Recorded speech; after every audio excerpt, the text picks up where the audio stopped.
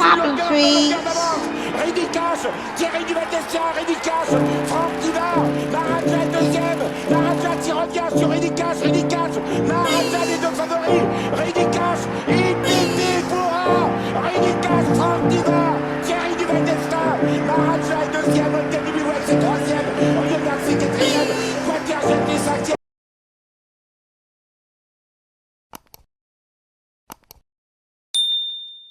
Et bonjour à tous les amis, bienvenue sur ma chaîne YouTube. On se retrouve pour le quintet de samedi, direction l'hippodrome d'Auteuil pour le prix Montgomery. C'est un groupe 3, 4700 mètres sur un terrain probablement lourd, voire très lourd. Donc aptitude absolument pour les nageurs. 16 partants, un joli quintet bien sympa, c'est du steeplechase.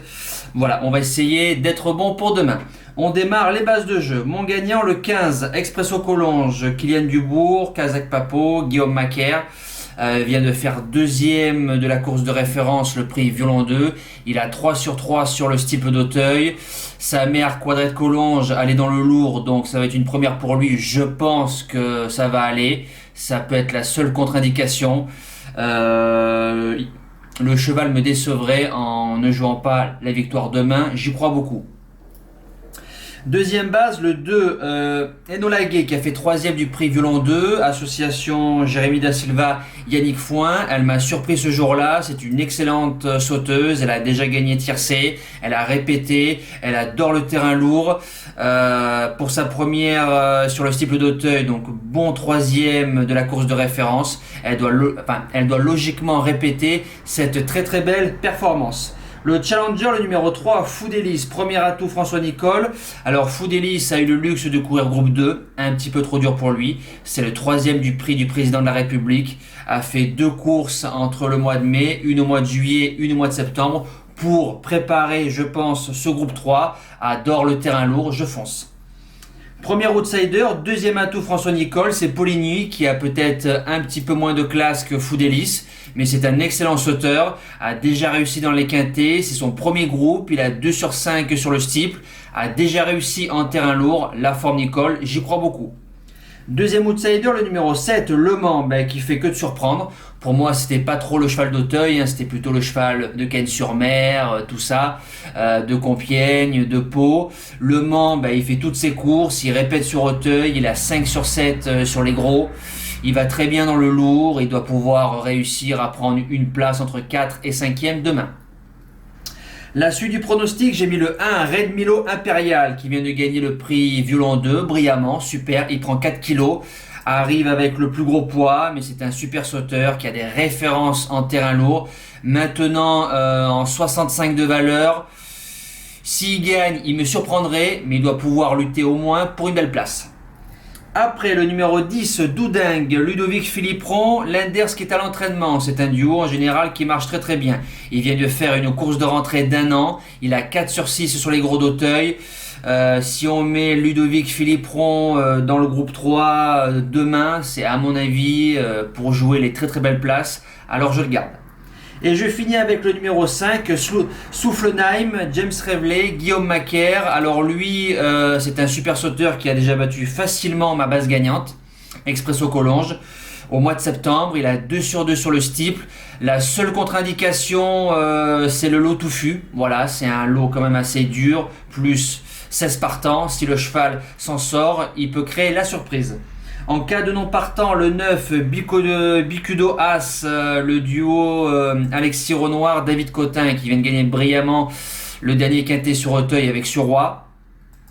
Bicudo, il peut avoir ce manque d'expérience, avoir en terrain lourd, avoir sur cette distance, mais voilà, munir à la propriété. David Cotin qui est à l'entraînement, alors ça se garde quand même dans un champ réduit.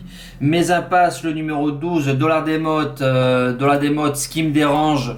Alors j'ai marqué ici, n'a jamais réussi dans les quintets, à voir sur cette distance-là. Et je pense que ça va être une deuxième course après une grande rentrée, il faut faire ses preuves à ce niveau-là. Je n'y crois pas, je pense qu'il est juste. Et le numéro 4, Écume Atlantique.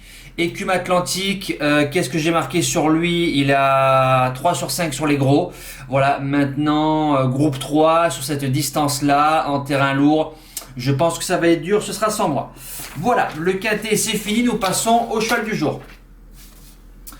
Alors, le cheval du jour, nous arrivons à mi-chemin. J'ai fait une petite synthèse avec, depuis la création de la chaîne. La première quinzaine du mois d'octobre 2020, c'est la plus aboutie en termes de régularité. Nous sommes jamais sortis des 5 premiers, qu'une seule fois, 3 places de quatrième, sinon toujours soit des victoires, soit des places. Donc c'est bien, voilà, en espérant faire la deuxième quinzaine de la même façon, voire mieux. Alors hier en réunion 4, course 2, le numéro 9, Ginet des Épines, 5 gagnants, 20 placés, deuxième coup de 3. Qu'est-ce qu'on peut reprocher au cheval? Rien. Qu'est-ce qu'on peut reprocher au driver? Rien du tout. Bonne drive. Vraiment, si on cherche le petit grain de sable, entrée de ligne droite, il reste dans le dos du 2 en voulant toujours avoir son inspiration et l'emmener le plus loin possible. Il nous gêne un petit peu, il se redécale, ça nous coûte la victoire à 10 € dommage. Ça serait bien passé. Nous espérons ce soir un coup de 4 avec Écurie D, ça serait bien. Et pour samedi 17 octobre, en réunion 3, course 4, sur l'hippodrome de Caen, donc sur l'hippodrome de la Prairie. Faites attention, départ 13h15, parce que des fois il y en a, ils loupent un peu les horaires. Le numéro 7, Galet de Rivière, 5 gagnants, 20 placés. Déferré des 4, Alex Abrivard qui est dessus, Sébastien Guarato qui est à l'entraînement. Il reste sur 2 wins très facilement, 2100, 2007 sur Vincennes. Il a déjà couru corde à droite, il a pas couru à Caen, ça va être une première mais c'est pas grave. L'opposition c'est Good Moco qui va faire tête et corde, je vous l'annonce de suite. Tous au même échelon, si on arrive à avoir le dos de Good Moco en le suivant, parce que c'est un petit dur, je pense que dans la ligne droite, il va y avoir explication et il peut réussir la passe de 3. Voilà, nous les amis, on se donne rendez-vous demain pour le quintet dominical. Je vous souhaite un excellent week-end. Merci à tous les amis. Ciao!